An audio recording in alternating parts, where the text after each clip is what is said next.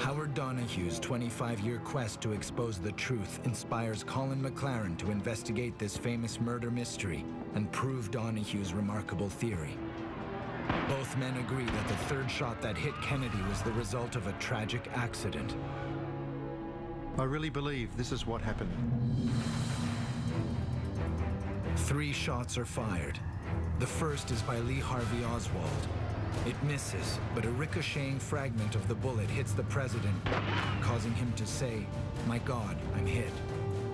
At the sound of gunfire, Agent George Hickey turns to look up at the 6th-floor window. Oswald fires again. The second bullet enters the president's back and exits his neck, hurtling forward into Governor Connolly's back and exiting through his chest. Hickey picks up the AR-15 to return fire and flicks off the safety. As the follow-up car lunges forward, he loses his balance and accidentally pulls the trigger. The presidential car is rushed to Parkland Hospital, and a massive cover-up begins. This forensically constructed account has long been supported by previously ignored eyewitness statements. I saw the president grab his chest and fall forward, and I think I saw a few men in plainclothes shooting back.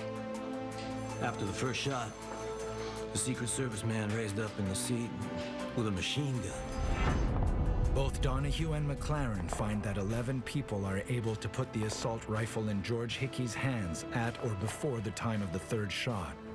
7 of the 11 are Hickey's fellow Secret Service agents. McLaren and Donahue also identified 10 people who testify that they smelt gunpowder at street level, at or around the time of the shooting. You don't smell gunpowder unless you're upwind of it, and it blows in your face. To McLaren, the behavior of the Secret Service agents at Parkland Hospital is evidence they knew one of their agents shot JFK.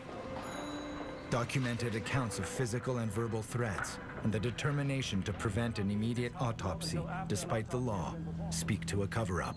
Well, either you move, or we run it over you. The autopsy in Bethesda, Maryland is also suspicious to McLaren. Mind your own business. Overcrowding in the room, the Secret Service's constant interference, the pressure cooker autopsy, lost photographs, falsified x-rays, and the missing brain of one of the most famous men in history all point to conspiracy. We talked about it to anybody at all, well, we'd be court-martialed. Finally, there's the Warren Commission itself, with its unsummoned witnesses, unheard testimonies, unanswered questions, and unpresented evidence.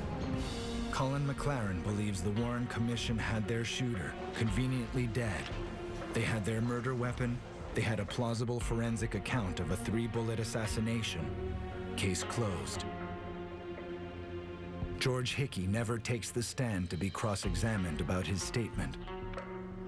He never speaks publicly about the assassination. He dies in 2005. I think if my father could see George Hickey now and say something, he would say, "I'm sorry. I'm sorry for what happened to you."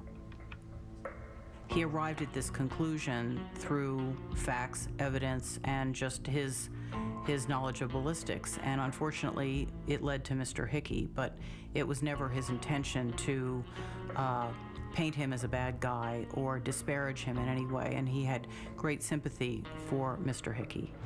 It's tragic that John Kennedy's life had to end in that way.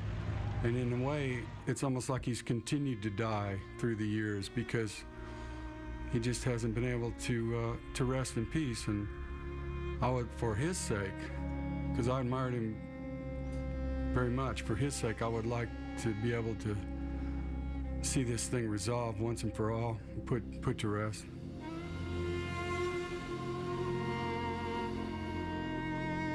Understanding the real cause into the death of JFK isn't about blackening the name of any individual or organisation. It's about the truth and supplying a definitive answer to the American people. An answer no more complex than a tragic accident colliding with a foolhardy assassination attempt. Maybe it's time to see the smoking gun and then to quietly close the door behind history's most talked about and debated crime scene.